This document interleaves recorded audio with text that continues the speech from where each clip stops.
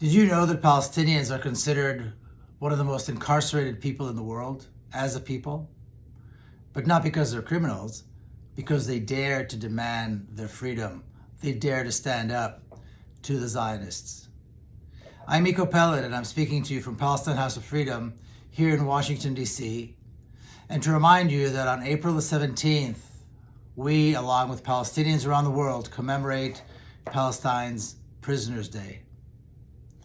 The commemoration of the Prisoners' Day, demonstrates the centrality of the prisoners' issue to the Palestinian people, to the Palestinian culture, to Palestinian history, and of course to Palestinian society.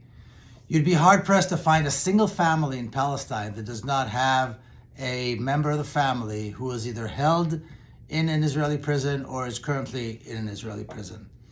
These draconian measures, these draconian dungeons of torture and horror that the Zionist apartheid state has created are notorious for the horrors that take place within them.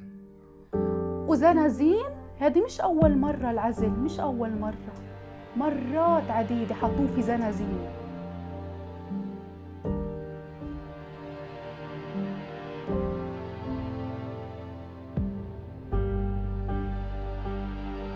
لو وصل ابني لهالدرجة هاي صار عنده وهم، صار خوف، مرعوب وإلي 7 سنين مش لامسة أصبعه، إلي 7 سنين متلهفة عليه، يا الله ببوسه على إزاز وحياة الله، يعني قمة الظلم هاي. وين الإنسانية؟ ما عندهم أطفال. The crime of incarcerating Palestinians must be brought to an end, and Palestinian prisoners must be released unconditionally. Now, as I said before, the Palestinians are not incarcerated, they're not imprisoned because they're criminals. They are imprisoned by a criminal entity, which is the apartheid state. You know, it was a hell on earth. Yani, it wasn't a prison. It was, yani, you can call it a concentration camp, you can call it a mass grave, you can call it anything, but not a prison. And most of the people, when they hear prison, you know, like prison, it was created for criminals. But you know, like in Palestine, the elite of the Palestinian people, who are in prisons. The intellectuals, the real leaders of the Palestinians, they are in prisons. I encourage everyone to take a moment to think about this. Today, there are close to 20,000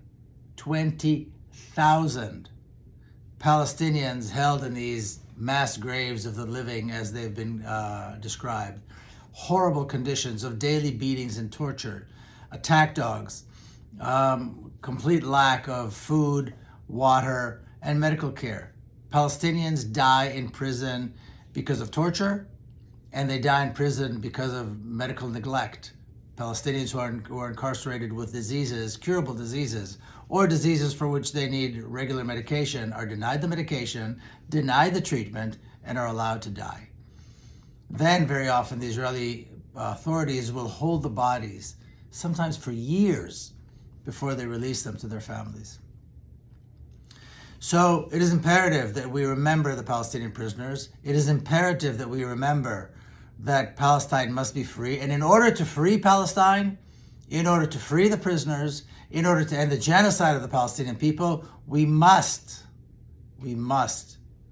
dismantle the apartheid state.